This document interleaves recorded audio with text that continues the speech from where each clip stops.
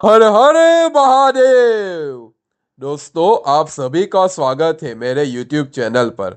आप सभी से एक रिक्वेस्ट है कि आप मेरे चैनल को सब्सक्राइब कीजिए ताकि मुझे हेल्प मिल सके। दोस्तों, आज हम रामायण के एक महत्वपूर्ण प्रसंग पर बात करेंगे। यह प्रसंग रावण और उसकी बहन शूर्पणखा के बीच हुई बातचीत पर आधारित है। शूर्पणखा के साथ क्या हुआ था और उसने रावण को क्या बताया, यह जानने के लिए वीडियो को अंत तक जरूर देखें। राक्षस श्रेष्ठ रावण ने निशाचरों द्वारा पूजित होते हुए लंकापुरी में प्रवेश किया। उसी समय इच्छा अनुसार स्वरूप धारण करने वाली भयंकर राक्षसी रावण की बहन शूर्पणखा सहसा सामने आकर पृथ्वी पर गिर पड़ी।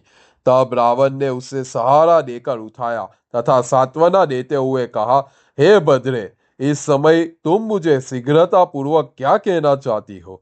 शूर्पणखा की आंखों में आंसू भरे हुए थे तथा रोते रहने के कारण वे लाल भी हो गई थी। उसने कहा, हे राजन, तुम बलवान हो, अतः तुमने मुझे बलपूर्वक विधवा बना दिया है। हे राजन, तुमने अपने बल पराक्रम से कालकेय नामक 14 सहस्त्र दैत्यों को युद्ध भूमि में मार डाला है। उनमें मेरे प्राणाधिपति पतिदेव भी थे। ये तात तुमने उन्हें भी मार दिया। तुम भाई के रूप में मेरे शत्रु ही हो।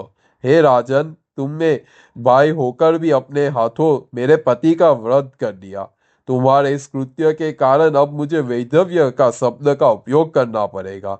तुमने युद्ध क्षेत्र में अपने जामाता की रक्षा नहीं की, क्योंकि बड़े होने के कारण तुम मेरे पिता तुल्य हो, अतः मेरे पतिदेव तुम्हारे जमाता के समान है।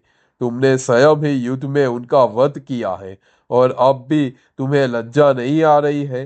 क्रुद्ध होकर विलाप करती हुई बहन के यह कहने पर दसग्रीव रावण ने उसे सांत्वना देते हुए मधुर वाणी में इस प्रकार कहा, हे वत्से, अब तुम्हारा रोना व्यर्थ है।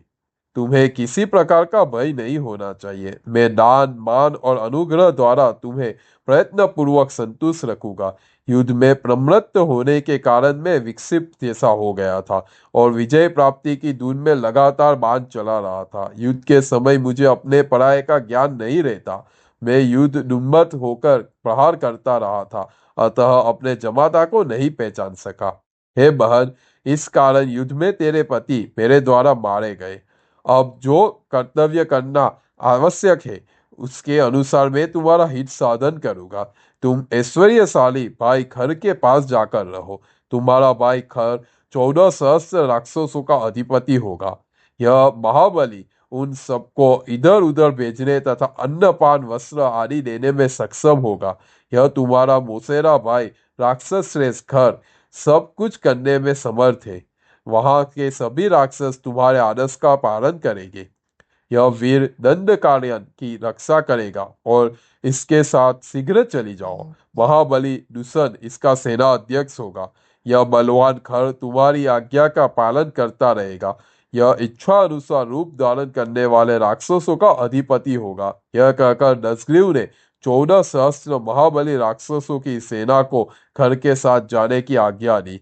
तब खर उन महाभयंकर राक्षसों से घिरा हुआ लंका से चलकर शीघ्रता पूर्वक दंडकारण्य में जा पहुंचा और वहां का निष्कंटक राज्य भोगने लगा। शूर्पणखा भी उसके साथ ही दंडकरण वन में रहने लगी। खर को राक्षसों की भयंकर सेना का स्वामित्व देकर तथा बहन शूर्पणखा को सांत्वना देकर रावण प्रसन्न एवं स्वस्थ चित्त हो गया। तो दोस्तों, यह थी रावण और शूर्पणखा के बीच हुई बातचीत। उम्मीद है आपको यह वीडियो पसंद आया होगा। कृपया लाइक और शेयर करें और हमारे चैनल को सब्सक्राइब करना बिल्कुल भी ना भूलें। हर हर महादेव।